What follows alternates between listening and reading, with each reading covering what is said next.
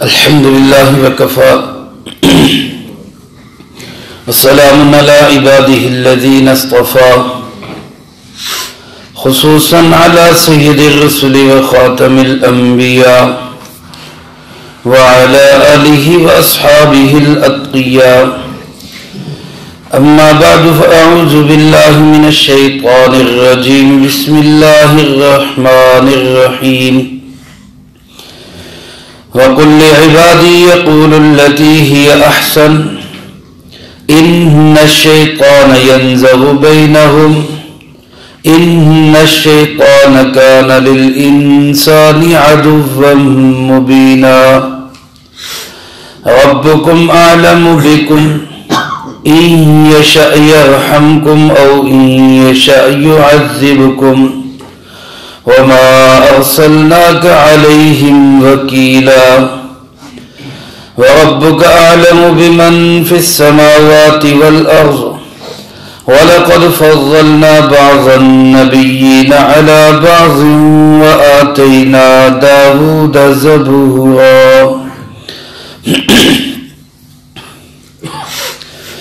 وقل لعبادي يقول التي هي أحسن اور اے پاک پیغمبر صلی اللہ علیہ وسلم آپ کہہ دیجئے میرے بندوں سے کہ وہ ایسی بات کہا کریں جو خوبصورت ہو ان الشیطان ینزغ بینہم بے شک شیطان جھگڑا کرواتا ہے ان کے درمیان ان الشیطان کان للانسان عدوا مبینا یقیناً شیطان انسان کا کھلا دشمن ہے ربکم اعلم بکم تمہارا پروردگار تمہیں بہت اچھی طرح جانتا ہے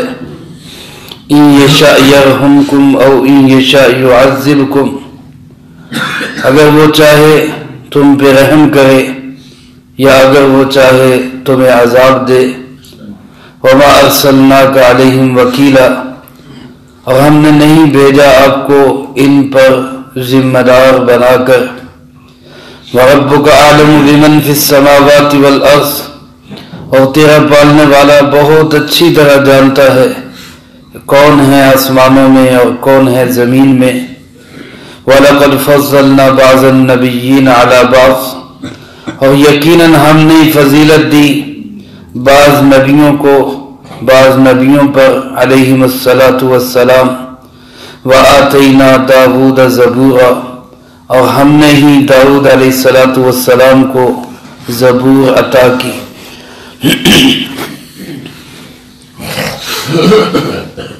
ان آیات مبارکہ میں اللہ رب العزت نے ایک اور بہت خوبصورت ہدایت مجھے اور آپ کو دی ہے اور اس ہدایت پر عمل کرنے کی برکت سے اعزاز بھی بہت بڑا دیا بہت بڑا اعزاز دیا اعزاز کیا ہے فرمایا کہ جو اس ہدایت پر عمل کریں گے وہ میرے بندے ہوں گے وہ میرے ہوں گے گویا اللہ رب العزت جس طرح اس سورۃ مبارکہ کی پہلی آیت میں جناب محمد کریم صلی اللہ علیہ وسلم کو فرما رہے سبحان الذی اسریٰ بعبدہ پاک ہے وہ ذات جو اپنے بندے کو لے گئی جناب محمد کریم صلی اللہ علیہ وسلم اللہ کے بندے جو شخص اللہ کا بندہ بننا چاہتا ہے اللہ والا بننا چاہتا ہے اس کے لیے یہ ہدایت جو اللہ پاک نے ان آیات میں ارشاد فرمائی میرے محبوب جناب محمد کریم صلی اللہ علیہ وسلم آپ ان بندوں کو بتائیں اور کن بندوں کو لعبادی جو میرے بندے جن کا میرے ساتھ تعلق ہے جو میرے ساتھ محبت رکھتے ہیں ان کو کہیں یقول التی ہی احسن یہ ہمیشہ وہ بات کیا کریں جو بہت خوبصورت بات ہو جو بھلی بات ہو میرے محترم دوستو اپنے گھر سے لے کر پوری دنیا اور پورے معاشرے تک ہر جگہ اگر انسان اس ہدایت پر عمل پیرا ہو جائے تو ایک خوبصورت نمونہ ایک خوبصورت آئیڈیل زندگی سامنے آتی حضرات صحابہ کرام رضی اللہ تعالی مجمعین کا واسطہ جس قوم سے پڑا وہ قوم نہ صرف یہ کہ ان کا مذاق اڑاتی، ان کے اوپر آوازیں کستی، ان کے لطیفے بناتی، شگوفے بناتی، بلکہ جناب محمد کریم صلی اللہ علیہ وسلم کی اذیت اور ان کو توہین ان کی جاتی، اور اس سے بڑھ کر نعوذ باللہ اللہ پاک کو گالیاں دی جاتی۔ لیکن اللہ پاک نے اس کے مقابلہ کرنے کے لیے ہدایت کیا دی حضرات صحابہ کرام رضی اللہ تعالی مجمعین کو کہ تمہاری زبان سے جو لفظ نکلے وہ لفظ نکلے جو احسن ہو، جو بہت خوبصورت ہو۔ میرے بھائیو، شریعت اسلامیہ کے اندر مجرم کو قتل کرنے تک کی اجازت ہے، سزا دینے تک کی اجازت ہے، اور اگر کوئی شخص نعوذ باللہ اللہ کا جناب محمد کریم صلی اللہ علیہ وسلم کا گستاخ ہو، اس کے لیے معافی نہیں ہے، اس کو قتل کر دیا جائے، لیکن اس سب کے باوجود گالم گلوچ کی اجازت نہیں ہے کہ بدلے میں جواب میں تم بھی اسی طرح زبان سے الفاظ نکالو، تم بھی اسی طرح زبان سے گالیاں دو، تم بھی اسی طرح نام بگاڑو، اور تم بھی اسی طرح ان کے شگوفے لطیفے بناؤ، جگتے مارو۔ اس کی تمہیں اجازت نہیں۔ ایسی بات زبان سے نکالو جو اچھی بھلی اور خوبصورت بات ہو۔ یہ گھر میں بھی ایسے ہی ہو، گھر کے اندر کسی نے کوئی ایسی بات کہہ دی، اب دل کرتا ہے کہ اس کے بدلے میں ایسی بات کہے جس سے اس کو بھی آگ لگے۔ یہ طریقہ کار شیطان کا ہے۔ اللہ پاک ارشاد فرماتے ان الشیطان ینزغ بینہم، شیطان تو چاہتا ہی ہے کہ تمہیں آپس میں بھڑکا دے، وہ تو چاہتے ہی تمہیں آپس میں لڑا دے، بھڑا دے، کیونکہ شیطان تو انسان کا کھلا دشمن ہے۔ خاص طور پہ جب خامد اور بیوی کی لڑائی ہوتی ہے تو جو شتونگڑا یہ لڑائی کرا کے آتا ہے، بڑا شیطان اس کا اٹھ کے استقبال کرتا ہے، بہت بڑا کام کر کے آئے، بہت بڑا کام کر کے آئے۔ میرے محترم دوستو، گھروں کے جھگڑے، گلی محلے کے جھگڑے، شہروں کے جھگڑے، یہ سب کے سب اسی زبان کی اشتعال انگیزی کا نتیجہ ہے۔ اس لیے اللہ پاک نے فرمایا تم اپنی زبان کو کنٹرول کرو، اس سے بھلی بات کے سوا کوئی بات نہ نکلے۔ اور حدیث پاک میں جناب محمد کریم صلی اللہ علیہ وسلم نے ارشاد فرمایا من صمت نجا، جو شخص چپ رہا اس کو نجات مل گئی، جو چپ رہا وہ نجات پا گیا۔ اور شیخ سعدی رحمت اللہ علیہ فرماتے ہیں کہ میں زندگی بھر کبھی بھی بولنے پر نہیں، کبھی بھی چپ رہنے پر نہیں پچھتایا، خاموش رہنے پہ کبھی مجھے پچھتاوا نہیں ہوا۔ جب بھی مجھے پچھتاوا ہوا، ندامت ہوئی، شرمندگی ہوئی، اپنے بولنے پر ہی ہوئی۔ اس لیے اللہ پاک کی ہدایت یہ ہے کہ زبان سے لفظ اگر نکالنا ہے تو وہ لفظ نکالو جو احسن ہو، خوبصورت لفظ ہو۔ اور سب سے خوبصورت لفظ کیا ہے؟ قرآن کریم نے خود ہی ہمیں بتا دیا، فرمایا وَمَنْ أَحْسَنُ قَوْلًا مِّمَّنْ دَعَا إِلَى اللَّهِ، اس سے بہتر اور اس سے بھلی بات کس کی ہو سکتی ہے جو لوگوں کو اللہ کی طرف دعوت دے، اللہ کی طرف بلائے۔ تو سب سے بھلی بات اللہ کی طرف دعوت دینا، اور یہاں فرمایا وہی بات زبان سے نکالے جو احسن ہو، یعنی زبان سے ہمیشہ دعوت کی بات ہی نکالے، اللہ کی طرف بلانے کی بات ہی نکالے۔ کوئی مخالفت کرے، کوئی گالیاں دے، کوئی مذاق اڑائے، اس کو برداشت کر لے، زبان سے کچھ نہ کہے۔ مجرم ہے تو مجرم ہے تو قانون کے حوالے کر دیں کہ یہ مجرم ہے۔ لیکن آج الامان الحفیظ، اللہ معاف کرے، ہمارے ہاں ایسے لوگ بھی پائے جاتے ہیں جو بظاہر پڑھے لکھے ہیں لیکن زبان پہ ہر وقت گالم گلوچ، ہر وقت گالم گلوچ، ملازمین کے لیے گالیاں، اور کسی کے ساتھ معمولی تکرار ہو گیا تو زبان پہ گالیاں اور غلط بول اور ایسے الفاظ کہ اگلا بندہ خام خواہ مشتعل ہو جائے، تان و تشنی کے نشتر۔ اس نے میرے دوستوں گھروں کا، گلی محلے کا سکون برباد کر کے رکھ دی۔ اور اس ہدایت پہ عمل کرنے والوں کو اللہ پاک نے کیا فرمایا؟ لعبادی، یہ میرے بندے ہیں، یہ میرے بندے ہیں۔ تو گویا اگر ہم یہ چاہتے ہیں کہ ہم اللہ کے بندے بن جائے، اللہ والے بن جائے، اللہ ہم سے پیار کرے اور ہمیں اللہ سے پیار ہو جائے، تو پھر اس کا طریقہ یہ ہے کہ اپنی زبان کو کنٹرول کرنا، کیونکہ شیطان زبان کے ذریعے ہی آگ لگاتا ہے۔ ایک صحابی نے پوچھا اللہ کے محبوب مجھے کوئی نصیحت فرما دیجئے، تو آپ نے کیا فرمایا؟ فرمایا کف علیک لسانک، اپنی زبان کی حفاظت کر، اپنی زبان کو کنٹرول میں رکھ۔ کسی نے پوچھا اللہ کے محبوب زبان کے بولوں پہ بھی ہماری پکڑ ہوگی؟ آپ نے فرمایا زبان ہی تو ہے جو منہ کے بل انسان کو جہنم میں گراتی ہے، یہ زبان ہی تو ہے۔ ایک کلمہ ہی پڑھتا ہے انسان تو جہنم سے نکل کے جنت میں آ جاتا ہے، لا الہ الا اللہ محمد الرسول اللہ، ایک کلمہ ہی، ایک زبان کا بول ہی ہے، یہ پڑھا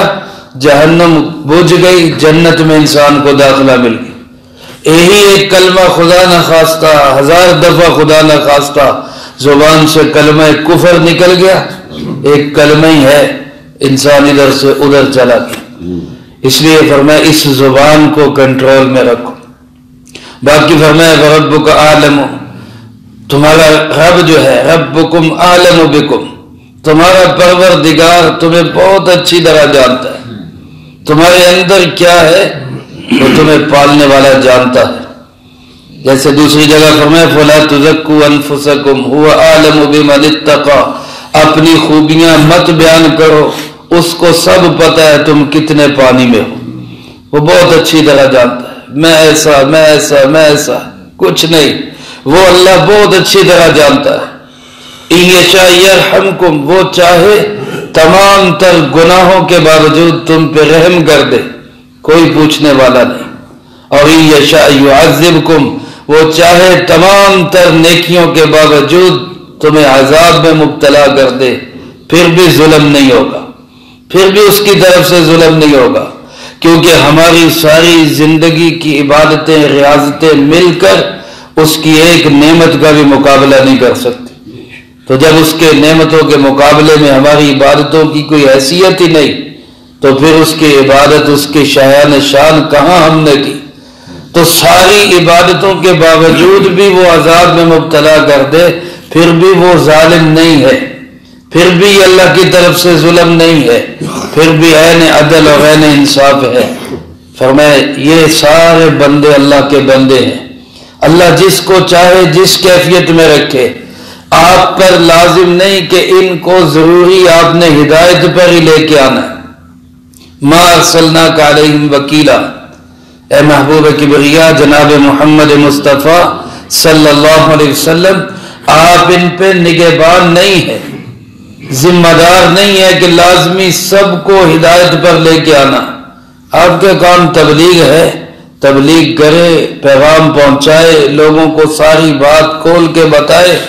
اس کے بعد کوئی تسلیم کر لے اس کی مرضی، نہیں کرتا اس کی مرضی۔ اس پہ تمہیں مشتعل ہونے کی، غصے میں آنے کی یا ان کو سخت سست بولنے کی اجازت نہیں۔ آپ تبلیغ کریں، پیغام پہنچائے، اللہ کا پیغام آخر تک انسانوں تک پہنچانے کی کوشش کریں، تگ و دو میں لگے رہیں، لیکن کس کو ہدایت ملنی ہے کس کو نہیں ملنی یہ سب کس کے ہاتھ میں ہے؟ ایک بہت بڑا اشکال اور اعتراض کافروں کو یہ تھا کہ اللہ نے اگر نبی بنانا ہی تھا تو کسی بڑے آدمی کو کیوں نہیں بنایا؟ نعوذ باللہ جناب محمد کریم صلی اللہ علیہ وسلم چونکہ معاشی اعتبار سے آپ غربت میں رہے ہیں، آپ کے چچا ابو طالب بھی غربت میں تھے، کثیر العیال تھے، قلیل المال تھے، آل و اولاد بہت زیادہ تھی، مال و دولت کم تھا۔ جناب محمد کریم صلی اللہ علیہ وسلم بھی چچا کا ہاتھ بٹاتے رہے اور ان کا سہارا بنتے رہے، لیکن کافروں کو یہ اعتراض تھا کہ اگر اللہ نے نبی بنانا تھا تو کسی بڑے جاگیردار کو بنا دیتے، کسی سرمایہ دار کو بنا دیتے۔ لولا نزل هذا القرآن على رجل من القريتين عظيم، مکہ اور طائف کی بستیوں میں بڑے بڑے سردار پڑے، اللہ نے ان پہ کیوں نہیں قرآن اتارا؟ اس حضرت محمد صلی اللہ علیہ وسلم کو کیوں بنا دیا؟ ان پہ کیوں قرآن اتارا؟ تو اللہ پاک اس کا جواب دیتے ہوئے ارشاد فرماتے ہیں ربک اعلم بمن فی السماوات والارض، تیرا پالنے والا، تیرا پروردگار اے محبوب کبریا جناب محمد مصطفیٰ صلی اللہ علیہ وسلم، آپ کا رب بہت اچھی طرح جانتا ہے آسمانوں میں کون کس حیثیت کا مالک ہے، زمینوں میں کون کس حیثیت کا مالک ہے۔ سارے انسان بھی اس کے سامنے، سارے جنات بھی اس کے سامنے، سارے ملک اور فرشتے بھی ان کے سامنے۔ اللہ کو پتا ہے کہ میں نے نبوت کا تاج کس کے سر پہ سجانا ہے۔ تمہارا کام تو یہ ہے کہ جس کو اللہ نے بنا دیا وہ کوئی ہو۔ تو جناب محمد کریم صلی اللہ علیہ وسلم اخلاق کے مجسم، امانت اور صدق و وفا کا پیکر، اور اللہ پاک نے جہاں کے سارے کمالات سے آپ کو نوازا، تو جو انسان اس قدر کمالات والا ہو اسی کو اللہ پاک نے اپنی نبوت کے لیے بھی منتخب کیا، تو لہذا تمہیں اس پہ کیا اعتراض؟ اللہ پاک فرماتے ہیں وَلَقَدْ فَضَّلْنَا بَعْضَ النَّبِيِّينَ عَلَى بَعْضٍ، صرف یہی نہیں، ہم نے ان سے پہلے بھی بعض نبیوں کو بعض نبیوں پہ فضیلت دی ہے۔ کم و بیش 1.25 لاکھ انبیاء علیہ السلام تشریف لائے، نبوت میں سب برابر ہیں لیکن درجات سب کے برابر نہیں ہیں، درجات کسی کے زیادہ ہیں کسی کے کم ہیں۔ جیسے حضرات صحابہ کرام رضی اللہ تعالیٰ عنہ مجمعین سب کے سب ہی رضی اللہ تعالیٰ عنہ ہیں، سب کے سب ہی راشدون مہتدون ہیں، سب کے سب ہی معیار حق ہیں، لیکن درجات مختلف ہیں۔ جو درجہ حضرت سیدنا ابو بکر صدیق رضی اللہ تعالیٰ عنہ کو ملا وہ دوسرے صحابہ کو نہیں ملا، جو خلفائے راشدین کو ملا وہ باقیوں کو نہیں ملا، جو عشرہ مبشرہ کو ملا ہے وہ باقیوں کو نہیں ملا، جو اصحاب بدر کو ملا ہے وہ باقیوں کو نہیں ملا۔ تو جیسے صحابہ کے درجات میں اونچ نیچ ہے، توافق ہے، کچھ زیادہ درجے والے کچھ کم درجے والے، اسی طرح اللہ فرماتے ہیں انبیاء علیہ السلام میں بھی ہم نے درجات میں فرق رکھا ہے، اور سب سے بڑا درجہ ہم نے آخری نبی جناب محمد کریم صلی اللہ علیہ وسلم کو عطا فرمایا۔ ہمیں دیکھو جیسے وَلَقَدْ آتَيْنَا داود زبورا، ہم نے داؤد علیہ السلام کو زبور عطا کی، وَآتَيْنَا داود زبورا، داؤد علیہ السلام کو ہم نے زبور عطا کی، حالانکہ باقی نبیوں کو نہیں ملے، باقی انبیاء علیہ السلام کو یہ کتاب نہیں دی گئی۔ تو زبور بڑی عظیم کتاب ہے، 4 آسمانی کتابوں میں سے ایک عظیم ترین کتاب ہے۔ علماء نے لکھا ہے کہ اس میں 150 صورتیں تھیں، اور سب کی سب صورتیں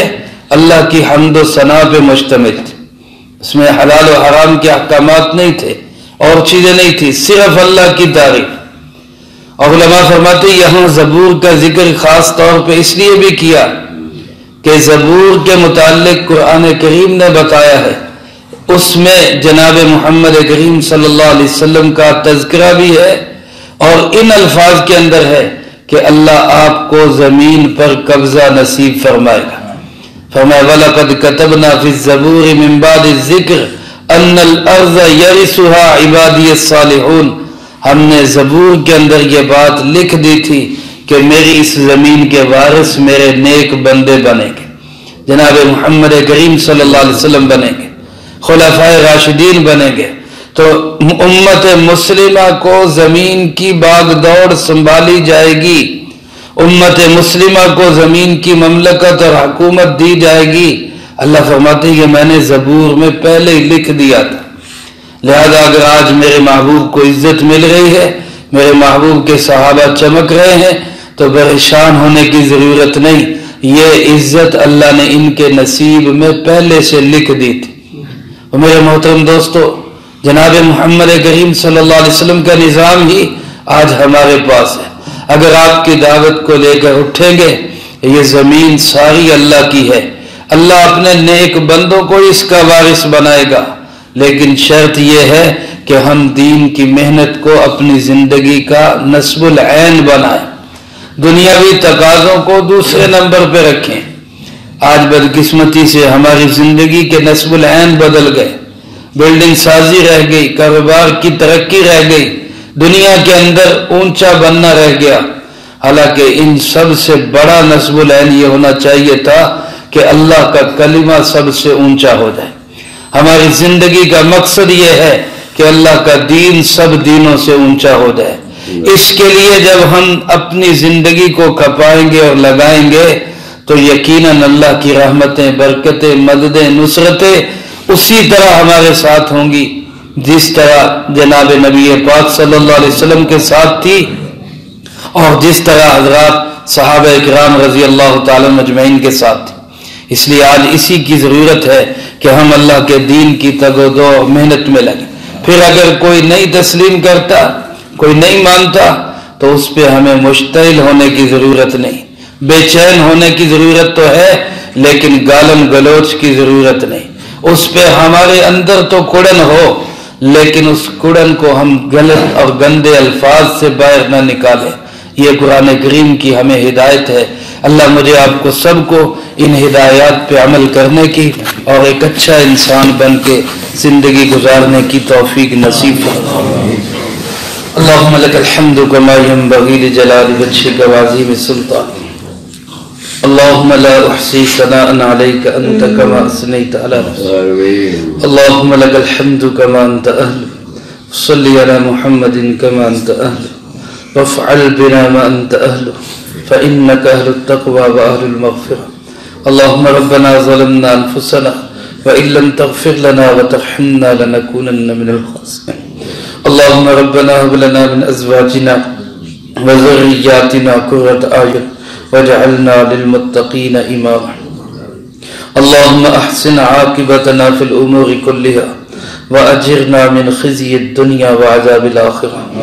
اللهم إنا نعوذ بك من الفتن ما ظهر منها وما بطن، اللهم واقية كواقية الوليد، اللهم استر عوراتنا وآمن روعاتنا، اللهم إنا نجعلك في نحورهم ونعوذ بك من شرورهم، اللهم ربنا تقبل منا إنك أنت السميع العليم وتب علينا إنك أنت التواب الرحيم، صلى الله على النبي الكريم وعلى آله وأصحابه أجمعين برحمتك يا أرحم